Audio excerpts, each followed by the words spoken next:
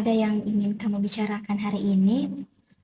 Begini Ibu, saya ingin membicarakan terkait jurusan yang cocok untuk saya Ibu, karena di sini Ibu saya sedang mengalami kebingungan Ibu dan takut akan hal memilih jurusan yang dapat sesuai dengan minat dan bakat saya Ibu. Baik, Ibu mengerti. Memilih jurusan memang menjadi keputusan yang sangat penting dan dapat membuat Nabila merasa tertekan. Jadi di sini Nabila mengalami kebingungan ya dalam memilih jurusan dan takut membuat keputusan yang salah. Apakah ada faktor lain yang mungkin mempengaruhi perasaan Nabila ini? Faktornya lain itu Ibu, selain daripada saya kebingungan sendiri dalam minat dan bakat saya juga memiliki tekanan pada kedua orang tua saya Ibu, juga dengan teman-teman saya, di mana teman-teman saya sudah memiliki jurusan untuk masa depan mereka, sedangkan saya masih kebingungan Ibu, sehingga saya merasa ketertinggalan Ibu. Mendapatkan tekanan dari orang tua dan teman-teman yang sudah mempunyai rencana yang jelas dapat membuat Nabila eh, menjadi lebih merasa terbebani dan tertekan.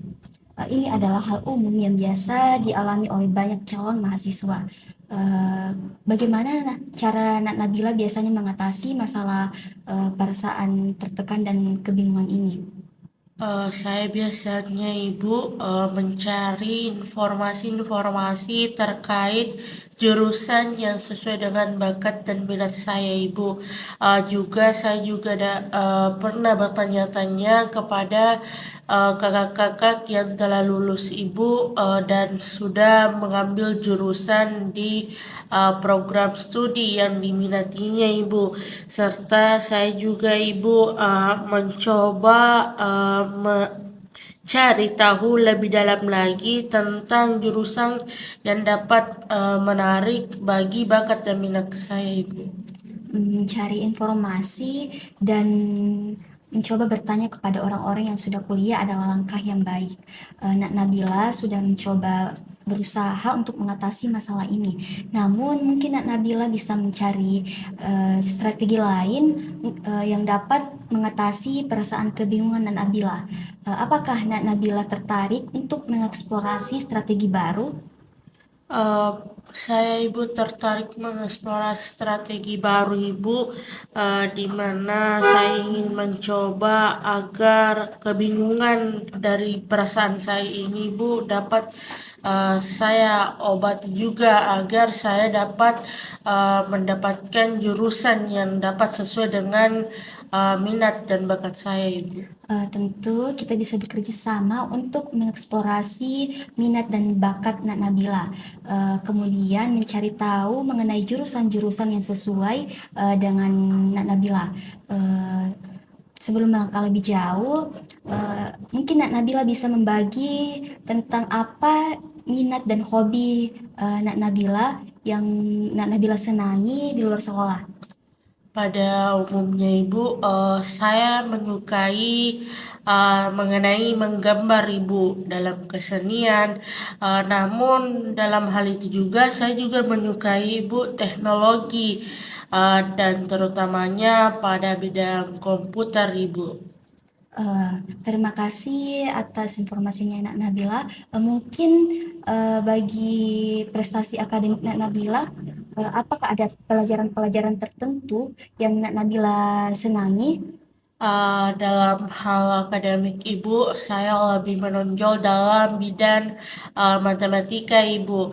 Namun saya juga beberapa kali mendapatkan juara di Olimpiade Sains Ibu. Namun begitu pula saya juga Ibu memasuki klub yang ada di sekolah saya, yaitu klub komputer Ibu.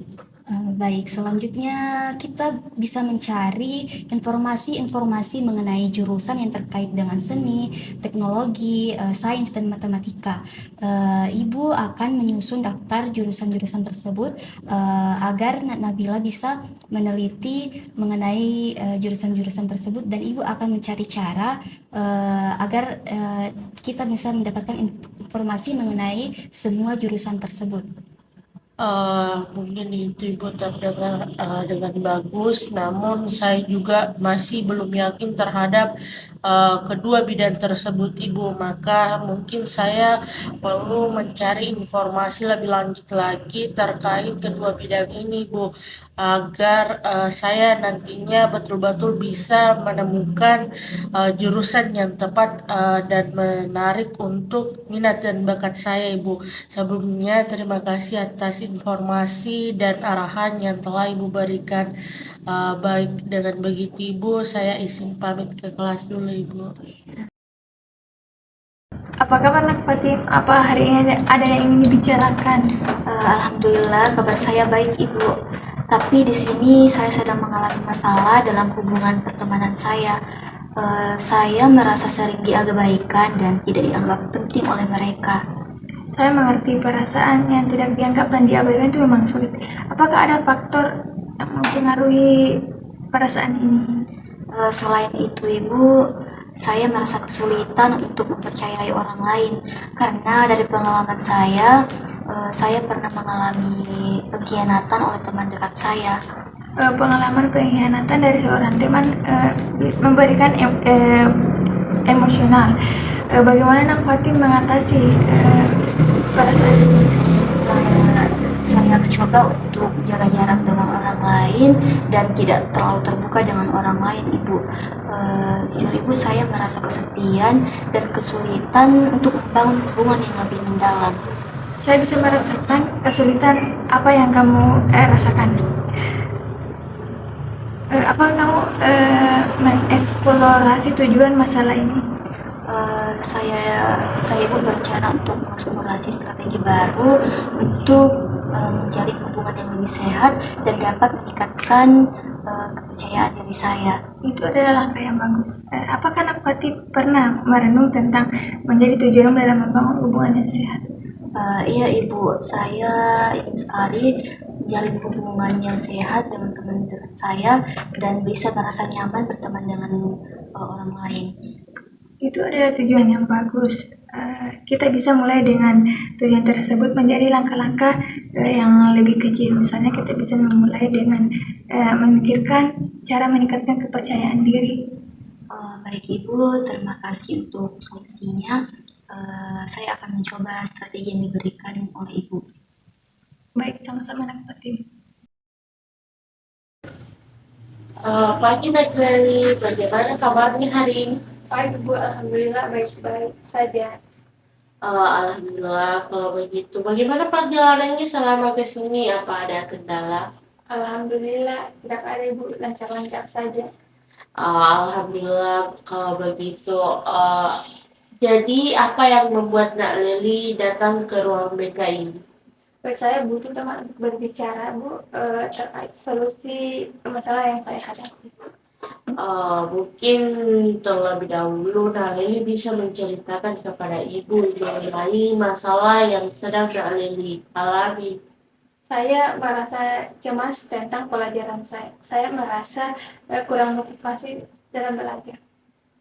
Mungkin Nak Leli bisa menceritakan lebih lanjut terkait faktor yang membuat Nak Leli cemas dan merasa kurang motivasi terhadap belajarnya Nak Leli. Saya merasa seperti tidak pernah melakukan pembelajaran dengan baik dan saya susah memahami mata pelajaran. Saya bisa memahami bahwa merasa kurang terhadap motivasi belajar Nak Leli, dan bukan hanya Nak Leli, banyak orang lain yang mengalami hal tersebut juga, dan itu adalah hal yang normal atau wajar-wajar saja. Tapi dengan itu saya merasa cemas dengan kurangnya motivasi belajar saya. saya memahami bahwasannya anak Leli merasa cemas dan kecemasan itu tidak perlu Nak Leli berlebihan dan khawatir terhadap itu. Dari Nak Leli sendiri terkait masalah Nak Leli apa Nak Leli yang melakukan dalam mengatasi hal tersebut. Saya sudah mencari kesenangan dalam mata pelajaran, tapi saya terkadang kembali merasa cemas akan kurangnya motivasi belajar pada diri saya. Apakah Nak Leli mau dan perlu melakukan eksplorasi terhadap masalah yang sedang Nak Leli lakukan? Iya Bu, saya mau dan perlu melakukan eksplorasi terhadap diri saya dan masalah saya ini. Oh, jadi begitu. Mungkin Nak Leli perlu melakukan sebuah pendekatan di mana terhadap mata pelajaran yang Nak Leli sukai maupun yang tidak Nak Leli sukai sehingga nantinya Nak Leli dapat menemukan kendala di dalamnya sehingga kendala tersebut dapat dikomunikasikannya kepada saya sendiri dan saya dapat mengkomunikasikannya kepada guru-guru mata pelajaran lain sehingga nantinya dapat kembali meningkatkan kurangnya motivasi belajar Nak Leli.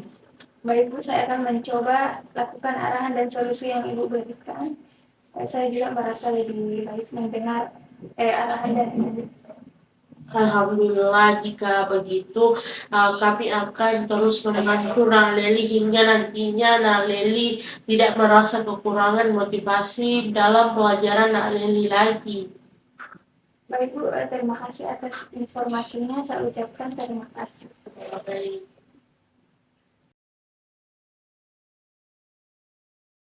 Berdasarkan pengamatan saya, teman saya sangat baik dalam berperan sebagai konselor karena dia sangat sabar dan mendengarkan semua keluh kesah saya. Dia juga memberikan saya banyak saran yang bermanfaat. Saya sangat senang bisa punya teman seperti dia. Saya berharap semua orang memiliki teman yang bisa berperan sebagai konselor, teman yang bisa mendengarkan semua keluh kesah kita, memberikan kita saran yang bermanfaat. Teman seperti itu adalah teman yang sangat berharga. Penilaian saya untuk diri saya sendiri yang telah mempraktikkan peran sebagai seorang konselor, yaitu saya sangat menyadari bahwa saya masih memiliki banyak hal untuk dipelajari dan ditingkatkan. Saat saya mengeksplorasi masalah konseli, terkadang saya merasa tidak yakin tentang pendekatan yang saya pilih atau solusi yang saya tawarkan. Namun saya percaya bahwa dengan terus mendengarkan, bertanya dan berusaha memahami, saya dapat memberikan dukungan yang terbaik. Dan saya berusaha untuk terus meningkatkan keterampilan saya dalam berinteraksi dengan konseli dan mengembangkan pemahaman tentang masalah-masalah yang konseli saya hadapi.